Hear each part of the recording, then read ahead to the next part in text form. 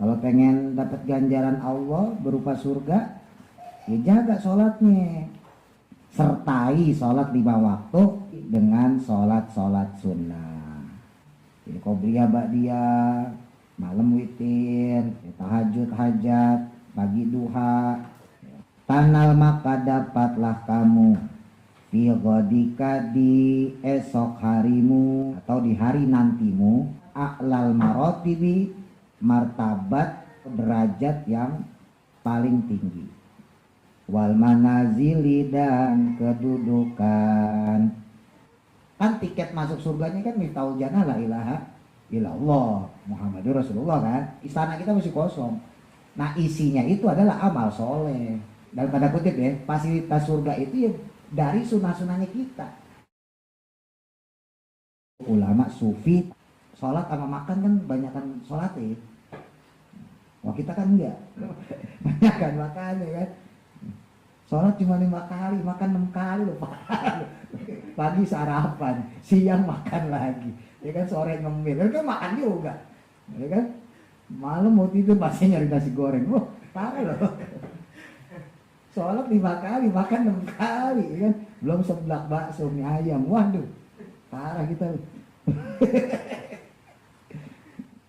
Kadang orang Indonesia kan parah. Makan lontong 5, dia makan belum gue baru lontong 5. Itu apaan lontong? Sayyidah Robiatul Adawiyah salah satu ulama sufi tapi perempuan yang makomnya mahabbah. Pengen nyenengin Allah, pengen nyenengin Rasulullah. Saking cintanya pada Allah. Ya itu sehari sholat 1000 rakaat. Saya sholat 1000 rakaat nggak ngarepin pahala. Kita mah jangankan pahala, hajat aja diminta ya kan. Mau gitu mah nggak mau rugi. Ya Allah pengen begitu. Terus apa dong yang diharapin sama Sayyidah Robiatul Adawiyah? Walakin akan tetapinya liya suro agar senang. Siapa? Rasulullah sallallahu alaihi wasallam. Saya pengen nyenengin Rasulullah. Itu makanya tingkatannya mahabbah. Ya kan Rasul senang lah alat umat ibadah. Ngaji nih kayak gini. Umat akhir zaman, kan? Gak ketemu Nabi masih ngaji. Oh ya gitu. Baca hadis Nabi padahal kita gak pernah ketemu Nabi tuh. Coba. Kan top ya kan? Keren kan? Gimana kita bayangin itu banggain Nabi. Gitu. Makanya ngaji itu ya harus ceria. Yang ngantuk-ngantuk dikit gak apa-apa.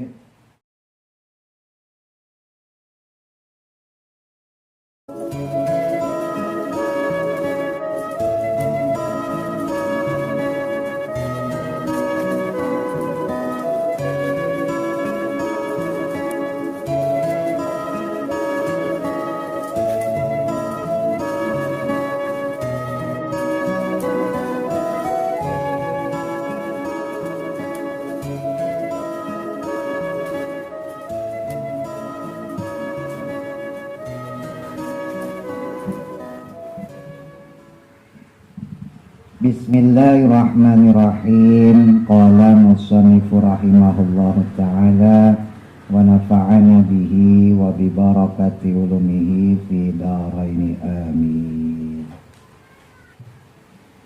Qalat berkata siapa? Aisyata, Sayyidah Aisyah radhiyallahu anha, radhiya semoga meridhoi siapa Allah Ta'ala anha kepadanya. Karena adalah atau dahulu juga boleh Rasulullah sallallahu alaihi wasallam itu yuhaddisuna berbicara dengan kami, wa nuhadditsuhu dan kami pun berbicara dengan Nabi. Maksudnya berbincang ya, berdiskusi. Kata Sayyidah Aisyah dulu pernah kita tuh ngobrol bareng gitu, diskusi bersama Nabi Muhammad SAW. Fa'idha hadarat maka ketika tiba-tiba hadir atau datang boleh. Apa as-salatu sholat, tiba-tiba masuk waktu sholat. Ya, bahasa kita gampangnya azan Sayyidina Bilal. Allahu Akbar, Allahu Akbar. Qoma, maka beliau langsung berdiri. Maka Nabi tiba-tiba langsung berdiri. Ka'annahu, seakan-akan sesungguhnya beliau itu lam ya'rifna, tidak mengenal kami. Walan na'rifuhu, dan juga kami tidak mengenalnya. Jadi kayak orang hilang kesadaran gitu, gimana sih? Set gitu, dia refleks gitu. Jadi seakan-akan kayak orang nggak kenal, kayak Nabi nggak kenal kami, kata Sayyidah Aisyah. Kami nggak kenal beliau gitu. Jadi set langsung sholat gitu. Padahal kan lagi ngobrol ya. Nah, ini bedanya Nabi, sahabat sama kita ya. Kalau kita lagi ngobrol nih, ya kan ajan, Allahu Akbar, Allahu Akbar. Kita langsung berdiri nggak? Gue kelar dulu ya. Tinggal PHP. Tapi jangan sering-sering, maksudnya kayak gitu. Sesekali mah boleh untuk ngebedain kalau kita bukan Nabi, bukan sahabat gitu. Jadi saya juga kadang-kadang gitu. Tapi seringan gitu, seringan ya kalau udah ajan ya langsung sholat gitu. Sesekali boleh kalau kita ada tamu gitu ya, ada temen jauh gitu kan. Masalahnya kebanyakan orang ketemu temennya sering masalahnya ya. Kalau kayak saya kan jarang ketemu temen, ya apa-apa saya juga, ya udah ngobrol dulu gitu. Misalnya zuhur deh gitu ya, zuhur jam 12. Kalau dari jam 10 tetap saya ajakin sholat, kelamaan ya kan. Tapi kalau datangnya mepet misalnya jam 11, setengah 12, sementara kita jarang ketemu ya kan. Nah, ya pasti saya terusin ngobrolnya gitu. Ntar kalau dia pulang baru saya sholat gitu. Ya tentunya pulangnya masih di waktu zuhur, jam 1. Oh, bukan pulang jam 4, bukan. Nah, masalahnya kalau saya kan jarang ditamuin. Nah, ini kan teman-teman deh. Teman-teman kalau disering ditamuin, wah, nggak apa-apa, jangan dipakai. Itu rumus saya maksudnya. Sesekali gitu ya, sesekali. Tapi masih banyakkan yang langsungnya gitu, langsung refleks sholat. Gitu. Ya, sekedar untuk ngebuktiin aja bahwa kita itu bukan nabi gitu ya. Repot kalau setiap sholat langsung, wah berdiri, sholat berdiri ya kan. Bahaya itu, ntar lama-lama jadi khawarij ya kan. Nyalain orang mulu. Ya sesekali aja. Faya ayyuhat tami'u, wahai orang-orang yang rakus atau orang-orang yang menginginkan, fi sawabil jinani, dalam ganjarannya surga. Jinan itu jamak dari jannah ya. Wahai orang-orang yang pengen dapat pahala atau ganjaran berupa surga. Al-khotibi, yang juga mau melamar mirrabbihi, kepada Tuhannya, atau dari Tuhannya juga boleh, di mana yang asal. Melamar siapa? Al-hura, akan bidadari, al-hisani, yang ya baik, yang bagus. Wahai orang-orang yang ingin dapat ganjaran surga dan pengen ngelamar bidadari surga. Ini buat yang jomblo kayaknya ya. Kalau saya kan sama istri saya. Buat udah asumsi apa itu Anda. Nah, bilang jomblo enak. Pak Iva mah pasti lulus langsung kawin nih. Orang yang pengen dapat ganjaran masuk surga, ya. Pengen ngelamar bidadari surga, ya. Maka hafil, maka jagalah ala sholawatika, atas sholat-sholatmu. Kalau pengen dapat ganjaran Allah berupa surga, ya jaga sholatnya. Jangan ajan udah dari kapan tahu, kita masih ngeganyem mau dimakan, tidur, belum sholat zuhur, setengah 2, masih setengah 2, ntar setengah 3, udah setengah 3, tanggung setengah jam lagi. Atau 12, setengah 4 dasar ya kan. Jaga sholat 5 waktu. Wa haffiha, dan kelilingilah dia. Maksudnya sertai sholat 5 waktu bin nawafili, dengan sholat-sholat sunnah. Tanal, maka dapatlah kamu fi ghodika, di esok harimu atau di hari nantimu, boleh. Kalau kita jaga sholat 5 waktu, apalagi ditambahin sholat-sholat sunnah, ya qobliyah ba'diyah, malam witir, ya tahajud hajat, pagi duha, ya, maka akan mendapat a'lal marotibi, setinggi-tingginya martabat atau martabat derajat yang paling tinggi. Wal manazili, dan kedudukan, dapat derajat dan kedudukan yang tinggi di sisi Allah. Faqad qala, maka sungguh telah bersabda siapa Nabi alaihi salatu wassalam. Nabinya dimazhub ya, karena maklum. Mamin muslimin, tidaklah dari seorang muslim, yasjudu, yang dia sujud, lillahi ta'ala, kepada Allah ta'ala, sajdatan, dengan satu kali sujud.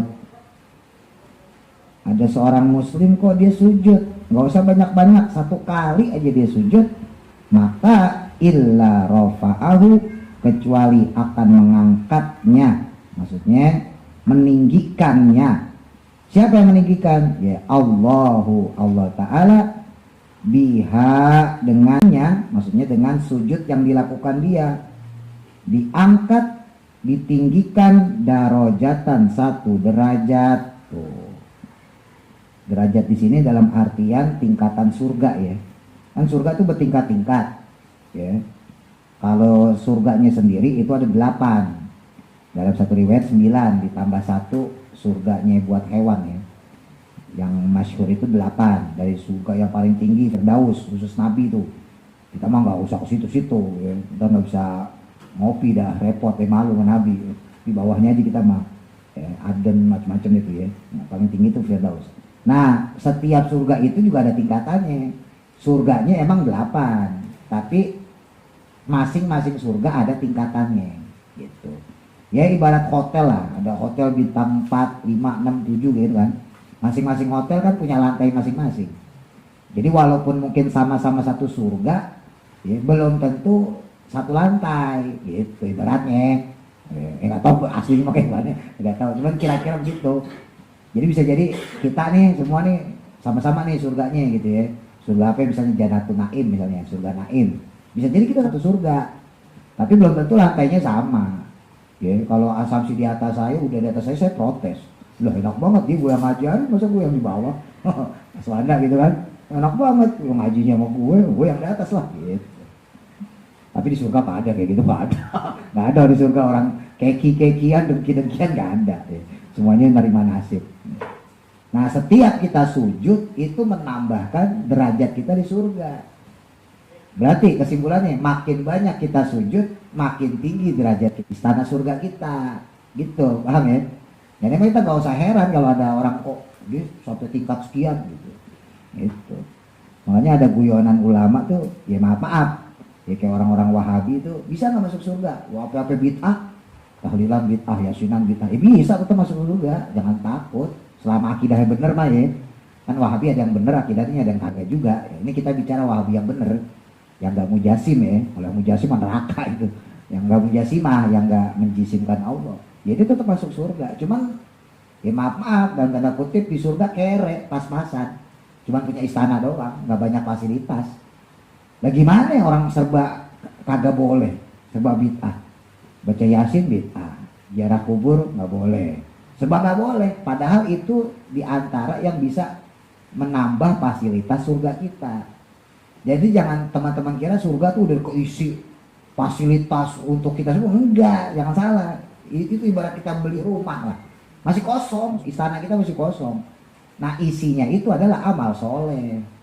Kan tiket masuk surganya kan miftahul jannah la ilaha illallah Muhammadur Rasulullah kan. Pokoknya asal la ilaha illallah Rasul masih kejaga nih sampai kita meninggal masuk surga. Cuma kalau kagak ada ibadahnya ya kosong istananya. Jadi melarat ibaratnya gitu ya. Jadi nggak punya serba fasilitas. Ya walaupun di surga tentunya nggak perlu minjem. Gua nggak punya lemari ini, minjem dulu kayak gitu. Tetap ada, cuman lemari ini jangan disamain sama lemari ini orang yang ahli ibadah, gitu. Ya. Jadi kendaraan di surga orang yang ahli ibadah sama yang nggak ahli ibadah ya beda. Jadi dalam tanda kutip ya, fasilitas surga itu ya dari sunah-sunahnya kita. Wajibnya itu tiket kita masuk surga, sunahnya itu fasilitasnya. Gitu. Paham maksudnya? Ibaratnya gitulah ya. Masuk surganya lewat apa ya? Sholat 5 waktu, zakat, terus kemudian puasa Ramadan, haji, pokoknya wajib tuh. Itu kan bentuk la ilaha illallah. Gitu dong. Bentuk la ilaha illallah Muhammadar Rasulullah kita wujudkan dengan sholat 5 waktu, dengan zakat fitrah, zakat mal, dengan puasa Ramadan, dengan pergi haji kalau punya duit, kan gitu. Ya kan? Nah, itu baru masuknya doang. Ya, baru masuknya doang, plus sujud tingkat berapa, makin banyak sujudnya makin tinggi tingkatnya. Cuman kalau tingkatnya tinggi tapi kosong malah jadi tontonan orang, ya kan? Kok istana lu sepi banget? Iya kan? Gue di waktu di dunia serba bid'ah sih. Apa-apa kagak boleh, jadi miskin gue. Lantas dia main ke tempat kita, oh lu kok serba ada, lu ada buat apa itu yang angkat barbel, gym, bisa buat nge-gym segala, keren juga lu. Buruknya keren gitu kan. Ya iya, beda, orang sunah-sunah dijalanin semua. Gitu. Makanya sebetulnya ya, ini kalau kita bicara secara hakikat, kita nggak perlu ngedebatin lu yasinan bid'ah, gue yasinan yang benar gitu. Nggak perlu ngedebatin tuh. Lo percaya lo lakuin, lo nggak percaya gak usah dilakuin, ini gitu aja. Toh ntar yang nikmatin masing-masing kita juga kok. Sebetulnya ya kan perdebatan selama ini kan ke situ. Ya sampai orang buka kitab gitu. Ya itu waktu saya cerita, makanya dulu saya masih rajin tuh. Belakangan saya males, ya kan tak ujung-ujungnya gak, atau juga lo ngerasain sendiri gitu. Emang dikira fasilitas di surga kita terbuat dari apa? Ya dari ibadah sunnah kita. Masyhur itu, diriwayatkan hadis di kitab Kisahul Mi'raj tuh, kisah Isra Mi'raj Nabi. Itu kan Nabi salah satu kisahnya di dalam perjalanan beliau Isra Mi'raj, Nabi kan ngeliat surga ya. Nah pas di surga itu kan Nabi ngelihat malaikat surga itu lagi ngebangun istana. Ya kan, terus masangin pondasi, berarti gitulah kalau kita lah, kalau tukang gitu. Terus kemudian naruhin pagar rumahnya, taman, sungai, macam-macam. Nah, itu Nabi kemudian jalan terus tuh sampai menuju Allah, terus dapat perintah sholat 5 waktu. Singkat cerita Nabi turun lagi tuh, lewatin surga lagi. Jadi berangkatnya lewat surga, pulangnya juga lewat surga. Nah, pas pulang dari ketemu Allah dapat perintah sholat 5 waktu, pas lewat itu ngelihat malaikat yang lagi kerja itu ada yang berhenti. Jadi sebagian ada yang masih nerusin bikin istana, ibaratnya gitu. Kerja lah, nguli kalau kita ya, jadi kuli bangunan, yang balik kuli bangunan surga semua. Nah, ada sebagian malaikat yang nggak nerusin, duduk-duduk aja. Nah, terus kemudian Rasulullah nanya malaikat Jibril, wahai Jibril, itu kok malaikat yang sebagian itu dia bangun istana, sebagian malaikat lagi itu kok pada diem-diem aja. Disebutin sama malaikat Jibril, itu perumpamaan atau gambaran dari umatmu yang beribadah. Ketika dia beribadah, dia memuji Allah, dia sanjung-sanjung Allah, dia baca Quran, dia tasbih dan macam-macam, maka malaikat-malaikat itu membangun istana beserta fasilitas untuk dirinya. Nah sekarang umatmu ini ada yang lagi pada tidur, ada yang pada istirahat, maka malaikat juga istirahat. Bentuk dari ibadahnya seseorang itu diwujudkan dengan istana surga. Karena kita sebagai manusia zohir tetap nggak bisa lepas dari kezohiran, dari kefisikan gitu loh.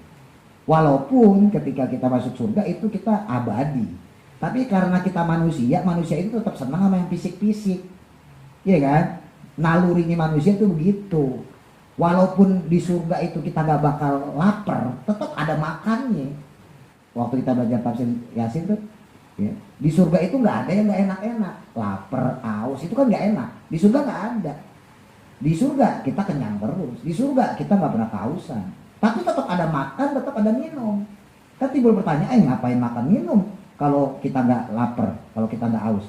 Ya karena emang kita butuh fisik sebagai manusia yang physically, berarti gitu kan, punya jasmani, punya jisim, punya jasad, punya zohir yang kelihatan. Ya kita juga butuh sesuatu yang zohir. Makanya aktivitas makan minum di surga tetap ada. Nah maksudnya, nah begitu pula dengan bentuk istana, tetap dizohirin istana kita. Nah dari mana itu? Ya dari ibadah. Ya.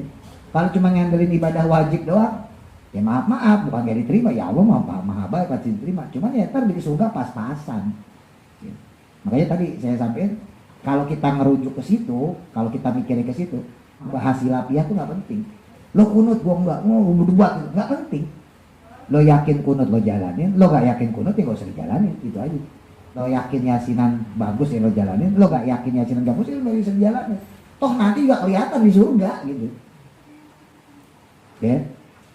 Kan selama ini perdebatan kayak gitu-gitu ya orang-orang tuh. Lemahnya orang belajar syariat tanpa hakikat ya itu ngedebatin sesuatu yang sebetulnya kalau ditinjau secara hakikat lucu jadi gitu. Tapi kalau kita ambil intisarinya kan tetap ujung-ujungnya surga-surga juga. Ibaratnya gitu, makin banyak kita ibadah maka peluang fasilitas kita makin banyak. Nah sekarang kita balikin, lo mau nambah gak fasilitas lo di surga? Oh gue mau nambah, kalau mau nambah berarti udah yasinan. Lo gak mau nambah ya udah, gak usah pakai yasin, gitu aja selesai. Enggak. Sujud yang satu kali yang kita lakukan, satu kali loh, gimana 100 kali coba. Udah gak terhitung kan kita sujud kan? Selama kita hidup bayangin. Enggak. Dan bukan cuma ngangkat dari sisi derajat, tapi juga wahatto dan menghapus anhu darinya, dari orang yang sujud tadi, biha dengannya, ya, dengan sebab sujudnya tadi, menghapus apa? Khotiatan akan dosa atau kesalahan. Warawa dan meriwayatkan siapa Ibnu Hibban, Imam Ibnu Hibban. Ini salah satu ulama hadis juga ya. Fi sahihi dalam kitab sahihnya. Min hadisi Abdullah bin Umar, dari hadisnya Abdullah bin Umar, marfu'an yang marfu', innal abda, sesungguhnya seorang hamba, idza qama ketika berdiri dia, yusolli untuk sholat. Ketika seseorang itu berdiri untuk melaksanakan sholatnya, maka utia, didatangkanlah atau dibawalah juga boleh, bidunubihi dengan dosa-dosanya. Maka dosa-dosanya dia dibawain atau didatangkan. Fawudiat, ya, di majhul ya, maka diletakkanlah ya dosa-dosa tersebut ala roksihi, di atas kepalanya. Seakan-akan dosa yang berkarung-karung itu ditaruh di kepalanya. Au ala atiqihi, atau di atas pundaknya, atau di atas pundaknya. Dosanya dipikul. Nah, gampang. Fakullama raka'a, maka saat dia ruku, au sajada atau sujud, tasaqatat, maka jatuhlah atau gugurlah tumpukan dosa-dosa tersebut. Bisa ya dibayangin ya, kayak kuli manggul karung berisi beras. Nah itulah seperti orang yang dia sedang sholat memanggul dosa-dosa dan kesalahannya. Ya, ketika dia ruku, ketika dia sujud, maka jatuhlah dosa-dosa dia itu. Hatta la yabqa, sehingga tidak tersisa minha darinya apa syai'un, sesuatu pun atau sedikit pun boleh. Insya'a, jika menghendaki siapa Allah Ta'ala, Allah Subhanahu wa Ta'ala. Ya ibarat kuli gimana sih, lagi manggul terus dia nunduk, dia sujud, ya jatuh dong karungnya. Kalau beras sih berauran, ibarat begitu. Ketika kita ruku, kita sujud tuh dosa kita tumpah semuanya. Gitu. Ya berarti mafhum mukhalafahnya, orang yang banyak dosa, banyak kesalahan, kagak ruku, kagak sujud, kagak sholat, numpuk gak dosanya? Numpuk. Gitu udah gampangnya. Masuk surga gak? Ya selama la ilaha illallah Muhammadur Rasulullah ini kebawa, ya insya Allah masuk surga. Cuma kan dibejak dulu di neraka masalahnya. lu sih kagak sholat gitu kan, itu masalahnya. Dan itu pun kalau la ilaha illallahnya ke bawa mati. Sementara orang itu mati seperti keadaan biasa dia, seperti seharian dia. Orang biasa sholat, ucap la ilaha illallah Muhammadur Rasulullah, baca Quran, ngaji dan sebagainya, ya matinya gak membawa iman insya Allah gitu.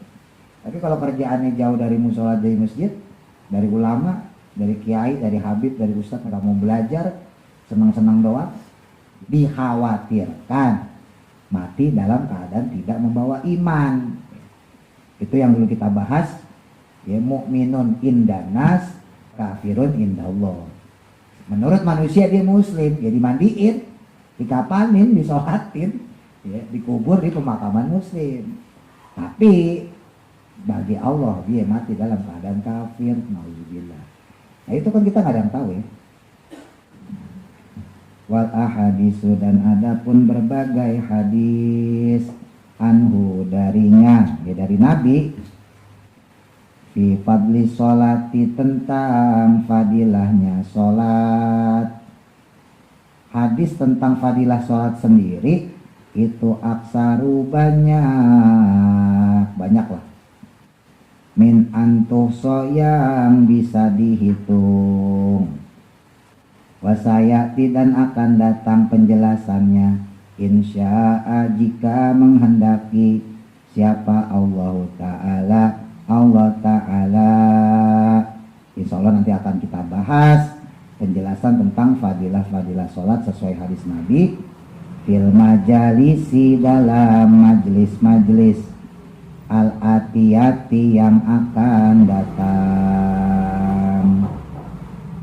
Ziyadatun, sebagai tambahan, alama, atas perkara atau atas keterangan maksudnya, bayanaha, yang telah kami menjelaskannya. Gila dikatakan, kanat, adanya siapa? Robi'atul Adawiyati, ya, Sayyidah Robi'atul Adawiyah, salah satu ulama sufi tapi perempuan yang makomnya mahabbah, salah satu makom hakikat ya, itu namanya mahabbah. Mahabbah itu cinta, saking cintanya pada Allah. Yang masyhur itu ya ketika beliau itu bawa api di tangan beliau. Beliau di tengah-tengah malam itu ngomong, ya Allah, andai kata saya itu beribadah kepada Engkau karena saya mengharapkan surgamu, maka bakarlah saya sekarang juga. Itu masyhur tuh kaulnya beliau. Makanya beliau termasuk derajat mahabbah. Dalam satu riwayat beliau itu dulunya budak. Ya, dalam satu riwayat lain dikatakan beliau istrinya seseorang. Tapi yang paling populer ya budak. Suatu ketika di desanya itu terkena pandemi lah gitu kan, virus gitu, kena penyakit. Dalam satu riwayat lain disebutin desanya itu waktu itu terkena musim paceklik, nggak hujan-hujan. Akhirnya ulama di situ doa, kalau yang versi kena pandemi, kena virus itu ya doa bersama lah bahasa kita. Kalau yang satu lagi versi nggak hujan-hujan, paceklik, ya bahasa kita sholat istisqa, minta sama Allah. Nah terus ulama tersebut di muka syafahin, ya, ditampakin, kata Allah, suruh yang minta saya itu si Robi'ah Adawiyah. Nah orang-orang nggak tahu, kalau zaman dulu kan budak nggak dikenal ya. Ya, bukan pembantu loh, kalau pembantu justru orang banyak yang kenal malah. Kadang orang kenal pembantu ini nggak kenal majikannya biasanya malah. Nah, kalau budak itu nggak pasti dikenal. Nah, maka kemudian dicarilah Robi'ah Adawiyah, oh ternyata di rumah Bapak Anu, gampangnya gitu. Lalu kemudian Robi'ah Adawiyah doa, ya bismillah dengan izin Allah, kemudian kalau yang versi pandemi satu kampung yang punya penyakit tersebut sembuh. Kalau yang versi paceklik ya nggak ada musim hujan, ketika Robi'ah Adawiyah berdoa kemudian tiba-tiba hujan. Nah melihat hal tersebut, majikannya ini, tuannya ini kemudian memerdekakan. Wah ini bukan orang sembarangan, akhirnya dimerdekain sama tuannya. Dan beliau ketika dimerdekain itu banyak yang melamar. Ada Syekh Hasan Al Basri. Syekh Hasan Al Basri itu terkenal ya, sering disebutin ya. Syekh Hasan Al-Basri itu salah satu muridnya Sayyidina Ali. Jadi beliau itu sempat bertemu sama Sayyidina Ali. Ya, banyaklah ulama-ulama yang pengen melamar Rabi'ah Adawiyah. Ya, jadi nggak mau. Ulama yang melamar beliau itu ditanya pertanyaan, dari apa asal kita, terus kemana kita akan berada. Gitu. Ya jawabannya gampang, kalau ulama mah tahu ya kan. Dari mana kita berasal? Kita berasal dari tanah. Gitu. Terus kita bakal kembali kemana? Ya ke tanah juga. Jadi kita berasal dari tanah, kembalinya ke tanah. Sebetulnya pertanyaannya beda-beda, tapi saya ambil gampang intisarinya itu. Ya. Akhirnya sama Rabi'atul Adawiyah dibilangin, kalau kalian tahu bahwa kita hanya makhluk lemah yang berasal dari tanah, kembalinya pun ke tanah, terus untuk apa kita nikah? Toh nanti juga kita bakal mati, kembali ke tanah. Cinta kita yang abadi, cinta kita yang sejati adalah cinta kita kepada Allah. Nah disitulah ulama-ulama termasuk Syekh Hasan Al-Basri mengetahui bahwa tingkatannya Sayyidah Rabi'atul Adawiyah ini udah mencapai mahabbah. Banyak kisah-kisah Rabi'atul Adawiyah terkapan-kapan. Yang paling masyhur itu aja di kitab-kitab ya, yang sering itu gitu. Dan saya sendiri termasuk orang yang ngefans sama Rabi'atul Adawiyah. Makanya saya punya anak tuh Fitri, saya namain Fitri Rabi'atul Adawiyah. Saya ngefans sama Rabi'atul Adawiyah. Saya ngefans tuh sama dua tuh, ya, Imam Abdul Hasan Al-Asy'ari sama Siti Rabi'atul Adawiyah. Makanya Fatir saya namain Muhammad Fatir Al-Asy'ari. Jadi kalau ngefans tuh gitu, masukin ya. Ngefans sama Michael Jackson ya, namanya apa ya? Ya udah punya anak ya kan. Michael Jackson Tokyo. Masih lihat kali itu anaknya cowok ya kan, ngefans sama siapa ya? Cristiano Ronaldo ya boleh nggak apa-apa. Cristiano Ronaldo, Tukijan. Nah, Sayyidah Rabi'atul Adawiyah itu tuh sholat fil yaumi pada satu harinya, walailati dan malamnya, maksudnya sehari semalam beliau sholat alfa rokaatin 1000 rokaat.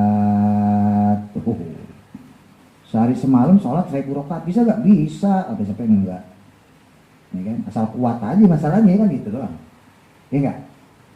Bisa gak sehari hatam Quran? Bisa kata siapa? Asal kuat. Semua mah serba kuat aja. Sayyidah Rabi'atul Adawiyah itu sehari sholat 1000 rokaat. Bayangin. Wah, di luar nalar. Weh kalau karomah wali tuh ya korikul adat di luar kebiasaan ya. Jadi boleh masih dipikirin, gimana caranya? Sebegitu deh. Wa taqulu dan berkata beliau, ya, Sayyidah Rabi'atul Adawiyah. Nah, jadi kalau yang versi budak itu majikannya itu selalu ditanya sama Rabi'atul Adawiyah, masih ada nggak yang saya harus ladenin? Ya namanya pembantu kan gitu. Dalam satu riwayat itu suaminya ya. Ini emang khilafiyah. Apakah Sayyidah Rabi'atul menikah atau enggak, emang khilafiyah ulama. Kalau versi yang itu bukannya suami tapi majikan, ya ditanya, apakah Tuhan masih ada kebutuhan dengan saya? Misalnya bikin teh apa kopi gitu, ibaratnya gitu lah, kayak bantuan gitu. Kalau yang suami ya, apakah engkau masih ada kebutuhan dengan saya selaku istrimu? Itu ada khilafiyahnya. Intinya ketika si majikan atau si suami tadi ngomong enggak, saya udah nggak butuh apa-apa, maka Rabi'atul Adawiyah masuk ke kamar sholat terus. Bayangin tuh, berarti sholat sama makan kan banyakan sholat ya. Wah kita kan enggak, banyakan makan ya kan. Sholat cuma 5 kali, makan 6 kali loh Pak. Pagi sarapan, siang makan lagi, ya kan, sore ngemil, kan makan juga, ya kan. Malam mau tidur masih nyari nasi goreng, wah parah loh. Sholat 5 kali, makan 6 kali, ya kan? Belum seblak bakso, mie ayam, waduh, parah kita. Kadang orang Indonesia kan parah, ya, makan lontong 5, dia makan belum, gue baru lontong 5. Itu apaan lontong? Nah ini tanya nih, ngapain sih kamu pakai sholat sampai 1000 rakaat begitu? Ma uridu, manafi ya. Jawaban Sayyidah Rabi'atul Adawiyah, ma uridu, tidaklah aku ingin biha dengannya, maksudnya melakukan sehari sholat 1000 rakaat. Tidaklah saya melakukannya, untuk mendapat sawaban akan pahala. Wah, berat ini mah ya. Kita mah jangankan pahala, hajat aja diminta ya kan. Pokoknya mah nggak mau rugi ya kan. Pahala dapet, hajat juga diminta. Ya Allah, pengen begini, pengen begitu. Parah kita. Sayyidah Robiatul Adawiyah enggak. Saya sholat 1000 rakaat nggak ngarepin pahala. Berat makom ini. Terus apa dong yang diharapin sama Sayyidah Robiatul Adawiyah sampai sholat 1000 rakaat? Walakin akan tetapinya liyasuro agar senang. Siapa? Rasulullah sallallahu alaihi wasallam. Saya pengen nyenengin Rasulullah. Itu makanya tingkatannya mahabbah. Pengen nyenengin Allah, pengen nyenengin Rasulullah. Ya kan Rasul senang lah ngeliat umat ibadah, ya kan? Ngaji nih kayak gini. Lah ini mereka ngasih tahu Rasul loh. Datang ke Rasulullah, ya Rasul, ini Adit, Prasetyo, gitu sebenarnya. Nugroho, udah ganti ya. Jadi Nugroho, kan Asumsi, gitu kan, Uda, Ridwan, ya kan, Mas Dani, Mas Wanda, Nabila, walaupun tidur, ya kan, Kaifa, story sama kita. Coba bayangin, kira-kira Nabi senang nggak digituin? Umat akhir zaman, ya kan, nggak ketemu Nabi masih ngaji, ya gitu. Baca hadis Nabi, padahal kita nggak pernah ketemu Nabi, tuh, coba. Kan top, ya kan, keren kan. Gimana kita bayangin itu banggain Nabi. Gitu. Makanya ngaji itu ya harus teriak. Yang ngantuk-ngantuk dikit nggak apa-apa. Coba bayangin kalau kita lagi makan bakso tahak. Terus dilaporin oleh Nabi. Kata mereka, tuh Nabi umat lu lagi tahak-tahak. Habis makan bakso. Sholat kagak, ngaji kagak. Parah ya. Kan maulid Nabi. Tuh, jadi Robiatul Adawiyah beliau sholat sampai 1000 rakaat buat nyenengin Rasulullah. Luar biasa. Kenapa? Ya wayaqulu, karena akan berkata Nabi, berkata Rasulullah lil anbiya'i kepada para nabi. Nabi Adam, Nabi Idris, semua nabi-nabi diomongin. Unzuru, lihatlah oleh kalian ila imra'atin kepada wanita ini. Ini maksudnya Sayyidah Robiatul Adawiyah, min ummati, dari umatku. Ih, banggain loh semua nabi. Lihat nih umat saya nih, Robiatul Adawiyah, perempuan ini, dia sholat sampai 1000 rakaat. Bayangin. Nah, kita juga dibanggain. Lihat tuh umat saya tuh lagi pada ngaji. Keren ya kan. Jadi laporan itu jangan yang jelek-jelek mulu ya, nguap, ngantuk, kan bohongin orang, menjelekin orang, jangan. Adapun hal ini, itu amaluha adalah amalannya dia, ya, amalannya Sayyidah Robiatul Adawiyah, fil yaumi pada seharinya, walailati dan malamnya. Jadi sholat sebanyak 1000 rakaat ini amalannya Sayyidah Robiatul Adawiyah, supaya sampai derajatnya ke mahabbah. Jadi semuanya kagak penting, yang penting cuma cintanya Allah sama cintanya Rasulullah. Cuman buat nyenengin Allah, buat nyenengin Rasulullah. Kenapa lo ibadah? Ya buat nyenengin Allah. Allah itu kan gak butuh sama kita, tapi Allah masih punya sifat senang. Susah loh berhubungan sama zat yang gak punya sifat butuh. Gak usah Allah lah, manusia lah. Ini kita mau bayain orang. Ya, ada orang kaya, kita mau minjem duit, gak usah gede-gede 10 juta deh, orang kaya duitnya banyak, 10 juta mah enteng, ya kan? Duitnya triliunan, ibaratnya begitu, sampai pagar laut dibikin, ya kan, macam IKN, investasi, pokoknya duitnya banyak lah, triliunan duitnya, gampangnya gitu. Terus kita mau minjem duit nggak banyak 10 juta, kita datang ke rumahnya, itu kita mau baik-baikin ya dalam tanda kutip, nyari mukanya susah. Coba mau ngapain? Mau motongin rumputnya, baik-baikin dia, potongin rumput dia, kan cari muka ya kan? Udah ada pembantunya yang tukang kebon. Mobilnya kali kan, mobilnya Pajero, putihnya gue cuci dah. Baru mau nyuci udah ada tukang cucinya, orang kaya. Ibarat begitu. Wah, ini lantainya belum ada yang ngepel kali kan. Mau ambil pel, toh udah ada pembantunya juga ngepelin. Orang kaya. Coba kita nyari mukanya gimana? Untuk ngadepin orang kayak gitu loh, yang kita butuh. Kita nyari mukanya gimana? Untuk ngadepin orang aja kita susah, apalagi ngadepin Allah yang nggak butuh sama kita. Coba. Untungnya Allah masih punya sifat suka, masih punya sifat senang. Di Quran banyak tuh, wallahu yuhibbul mutatahhirin. Allah menyukai orang-orang yang menjaga kebersihannya, selalu senantiasa bersuci, ya kan? Wallahu yuhibbul muhsinin. Sesungguhnya Allah mencintai orang-orang yang berbuat kebaikan. Dan banyak tuh di Quran tuh. Yuhibbu. Itu kan cintanya Allah. Jadi walaupun Allah nggak butuh kita sebagai makhluk, tapi Allah masih punya sifat senang. Nah, kita bisa baik-baikin Allah dengan cara nyenangin Allah. Kan dalam tanda kutip ya, kita nyari muka sebetulnya buat masuk surga. Emang buat ngapain? Kita masuk surga itu kan butuh perjuangan. Sementara Allah itu nggak butuh kita. Repot loh. Kita butuh duit 10 juta. Sementara yang kita hadapin, dia nggak butuh kita. Gimana bayain? Susah loh. Coba teman-teman bayangin orang aja deh. Nggak usah Allah, bayangin orang yang gampang. Ini orang kaya, kita butuh duit. Tetangga kita mau minjem bakal ngasih. Saudara kita mau pinjam kalau pada ngasih. Wah, satu-satunya orang yang bisa ngasih cuma orang kaya nih. Mau ngebaik-baik ini gimana? Mau nyari mukanya gimana? Sementara dia nggak butuh sama kita. Ya kan?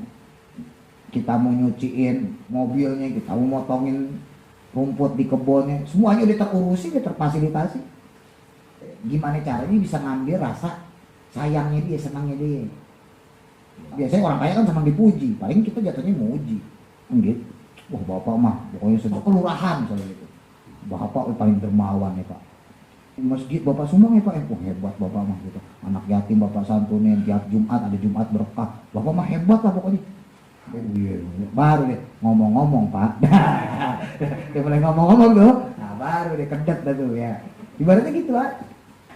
Ya manusia lah ibaratnya gitu. Itu susah kita berhubungan sama orang kayak gitu. Apalagi Allah yang nggak punya rasa butuh. Kita sholat Allah hebat, kita nggak sholat Allah juga tetap hebat. Itu nggak ngaruh. Kita ibadah Allah Tuhan, kita nggak ibadah pun Allah tetap Tuhan. Nggak kalau kita ibadah Allah Tuhan, terus kalau kita berhenti ibadah Allah pensiun. Kagak ngaruh. Iya kan? Berarti kan Allah nggak butuh sama kita. Justru kita yang butuh. Kita mau ibadah di mana pun juga persembahan kita tuh nggak dibutuhin sama Allah. Cuma Allah untungnya masih punya sifat senang. Allah senang dengan hamba-hamba Allah yang berbuat kebaikan gitu.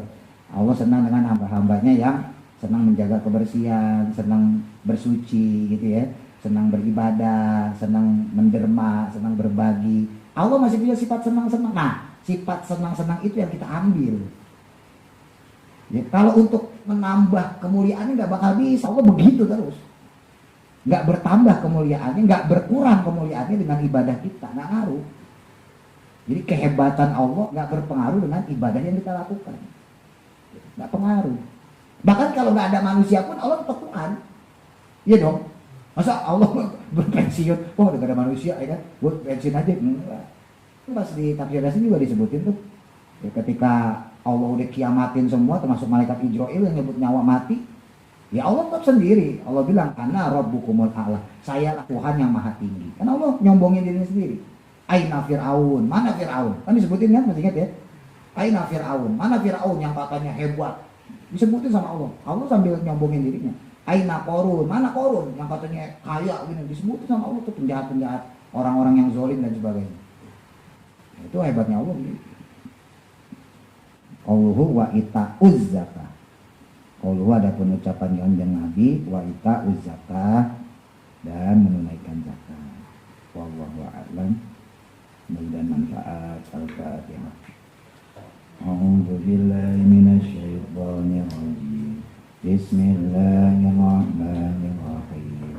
Alhamdulillahi rabbil